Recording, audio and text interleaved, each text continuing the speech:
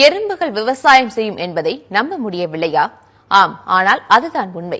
உலகில் முதல் விவசாயி யார் என்று நம்மிடம் கேட்டால் நிச்சயம் மனிதன்தான் என்று கூறுவோம். ஆனால் மனிதர்களுக்கு முன்பே விவசாயம் செய்து உணவை பெற்று உயிர் வாழ்ந்து வரும் இலைவெட்டி எறும்புகளை பற்றி விவரிக்கின்றது இந்த செய்தி தொகுப்பு.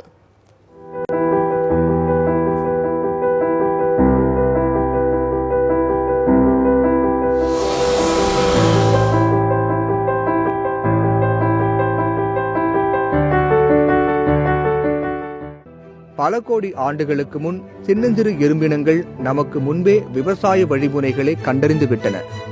தங்கள் உணவு தேவைக்காக அந்த எறும்புகள் பூஞ்சைகளை பயிரிட ஆரம்பித்தன. அமெரிக்க ஐக்கிய நாடுகளில் வசிக்கின்ற இலைவெட்டி வகை எறும்புகள் மற்ற எறும்புகளைப் போன்றே இவற்றிலும் ராணி எறும்பு, ஆண் எறும்பு, வேலைக்கார எறும்பு என்று இருக்கின்றன. இன்றைக்கு சுமார் 250 எறும்பினங்கள் அமெரிக்க கண்டங்களில் மழைக்காடுகள், பாலைவனங்கள், புல்வெளிகளில் பூஞ்சை தோட்டங்களை பயிரிடுகின்றன. இதில் வேலைக்கார எறும்புகளில் பல வகைகள் உள்ளன. இந்த எறும்புகளின் பணி இலைகளை வெட்டி கொண்டு வந்து புற்றில் சேர்ப்பதுதான். ஒவ்வொரு எறும்பும் தன்னை விட 50 மடங்கு எடையுடைய இலைகளை தூக்கிக் கொண்டு வேகமாக புற்றை நோக்கி திரும்புமாம். அப்போது பார்த்தால் இலைகள் நடப்பது போல தோன்றும் என்கின்றனர் ஆராய்ச்சியாளர்கள். உருவம் சற்று பெரியதாகவும் வலிமையான தாடையும் உள்ள எறும்புகளை வீரர்கள் என்று அழைக்கிறார்கள். இந்த வீரர்கள் விவசாயம் செய்வதற்கான இலைகளை தேடி கிளம்பி விடுகின்றன. புற்றுக்கு சரியாக திரும்பி வர வேண்டும் என்பதற்காக ரசாயனத்தை சுரந்தபடியே செல்லும் இவை இலைகளை தேடி அலைகின்றன. சரியான இலை கிடைக்காவிட்டால் இன்னும் நீண்ட தூரம் பயணம் செய்து உரிய இலை கிடைத்தவுடன் வலுவான தாடைகளால் மிக வேகமாக இலைகளை வெட்டுகின்றன.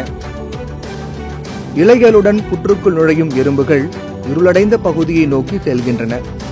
அங்கே இலைகளை தாடைகளால் வெட்டி நசுக்கி போடுகின்றன. உமிழ்நீரையும் ரசாயனத்தையும் இலைக்குள் மீது பாய்ச்சிய பின் இலைக்குள் நொதிக்க ஆரம்பிக்கும். அதிலிருந்து சில நாட்களில் பூஞ்சைகள் உருவாகும். அப்படி உருவாகும் அந்த பூஞ்சைகள்தான் எறும்பு புழுக்களின் உணவு. விவசாயம் செய்த பூஞ்சைகளை தவிர வேறு எந்த உணவையும் இலைவெட்டி எறும்புகள் புழுக்களுக்கு கொடுப்பதில்லை. பெரிய எறும்புகள் பூஞ்சைகளுடன் இலைகளில் உள்ள சாற்றையும் உண்கின்றன. ஒரு எறும்பு புற்றில் சுமார் 50 லட்சம் இலைவெட்டி எறும்புகள் வசிக்கின்றன. எறும்பு காலனி ஒரு சிறிய கார் அளவுக்கு பெரியதாக இருக்கும். ராணி எறும்புதான் எறும்பு காலனிக்கு எல்லாமே. ராணி இறந்துவிட்டால் மற்ற எறும்புகளும் விரைவில் இறந்து விடுகின்றன. மிக சிறந்த சமூக வாழ்க்கை வாழும் எறும்புகளிடமிருந்து விவசாய வழிமுறைகளை கற்றுக்கொள்ள ஏராளமான விஷயங்கள் இருக்கின்றன என்பதில் மாற்று கருத்து இல்லை. சத்தியம் செய்திகளுக்காக மைத்திரி கோபிநாத்துடன் செய்திக்குழு.